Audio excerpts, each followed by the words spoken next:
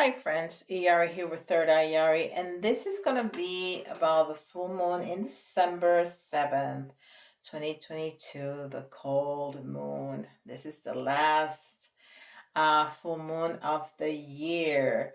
So why is this moon so important?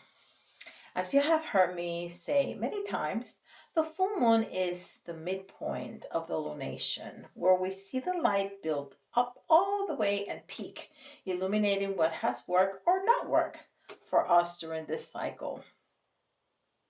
And just as we see the moon raising the tides, it can too raise our emotional and intuitive abilities. That is why a lot of people like to do full moon rituals a few days before or after the full moon. You want to write down what has not been working for you or what you want to eliminate from your life and tear it out, burn it, discard it in some way. The moon impacts our inner world. So the full moon is putting like a spotlight on so we can see and speak our truth.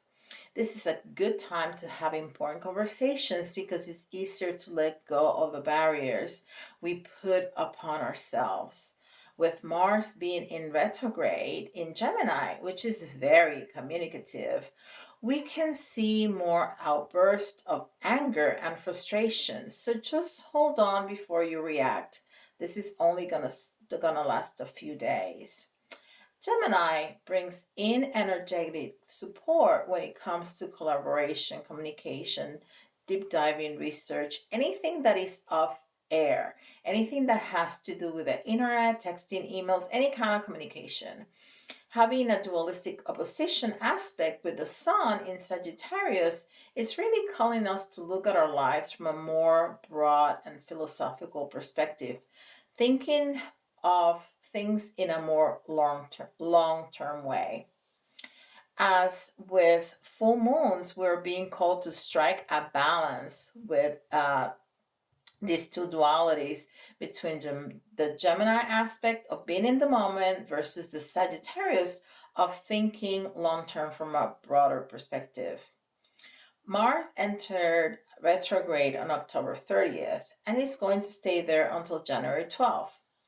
While Mars has been in retrograde for over a month now, it's really being exalted, and it's at most influential peak at this moment. And during this time, especially where we are seeing a lot of our inner work coming to the surface as the full moon brings that up, just like it raised the tides, we can likely see heightened levels of resentment, frustration, and calling for more knee-jerk reactions rather than actually processing the information that may have triggered us. Full moons in general can make us feel a little bit more energized, a little bit more called to be out and about in the mix of things. But in combination with this retrograde, we can feel overworked, feeling like we need to do more than we actually can. During this time of this nation and this Mars retrograde, it will be very important to have boundaries when it comes to work and life balance. So when it comes to saying no, not yet or not now, and also when it comes to friends or people just wanting to ask you out or be around you or share your energy in general.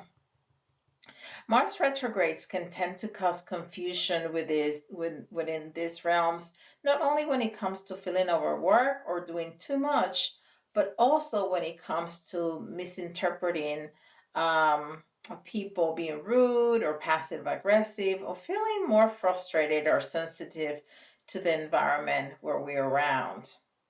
When we see an opposition aspect, we're being called to strike a balance between those two energies that are on the opposite side of the spectrum. So at this time, um, are that are literally opposing one another. So we see the sun, which is our central star that impacts our sense of self, ego, how we present ourselves to the world, how we interact with the world to get what we want and to be liked.